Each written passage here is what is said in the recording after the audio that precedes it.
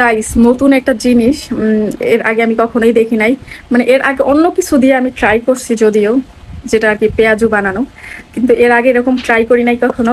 এই যে পেঁয়াজু পেঁয়াজু মিক্সড যেটা হয়, তো এটা দেখি এটা দিয়ে বানায় আসলে কেমন হয়। আমরা যেমন ছোটবেলা থেকে দেখে আসছি মা চাচিদের বানাইতে, যেমন কি জানো, ডাল দিয়া আর শুধু পেঁয়াজ দিয়া বেসন দিয়া বানাইলেই পেঁয়াজু হয়ে যায়। কিন্তু এখানে মানে কিছুই দিতে হবে না, জাস্ট পেঁয়াজ।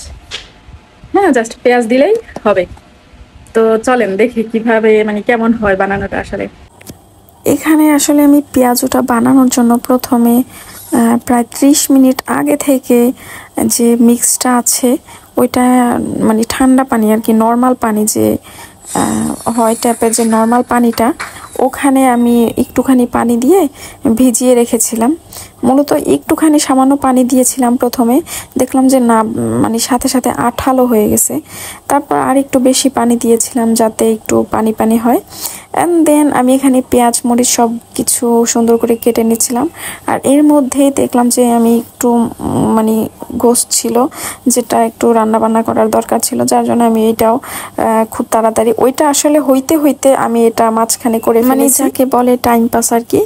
আমি ওইটা ভিজিয়ে রাখতে রাখতে, যেহেতু দেখলাম যে প্রায় 30 মিনিট ওখানে উল্লেখ আছে ভিজিয়ে রাখতে হবে, তার জন্য আর কি করব, রান্নাবান্না যেহেতু শুরু করছি, একবার রান্নাবান্না করতে আসলে আর ঘরে যেতে ইচ্ছা করে না, যার জন্য রান্নাবান্না শেষ করেই যাওয়ার ইচ্ছা ছিল।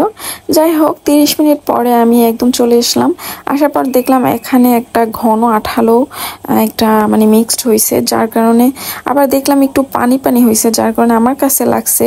এই জন্য আমি একটু হালকা, মানে এক মুঠিও না, অল্প একটু চালের গুঁড়ো দিয়েছিলাম যাতে একটু সুন্দর হয়, মিক্সটা একটু মচমচেও হবে, খেতেও ভালো লাগবে আমার কাছে। আর আমি সবসময় একটু রেফার করি চালের গুঁড়া দিলে, সব পকোড়াতেই চালের গুঁড়া দিলে একটু আমার কাছে মনে হয় ভালো লাগে জিনিসটা।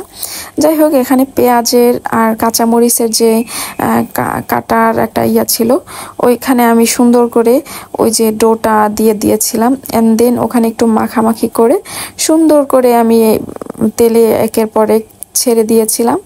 আর তেলটা গরম হওয়ার পরেই ছাড়তে হবে। এখানে কিন্তু তেলটা যখন ঠান্ডা থাকবে কোনোভাবেই ছাড়া যাবে না, তাহলে কিন্তু তেমন একটা মুচমুচে হবে না।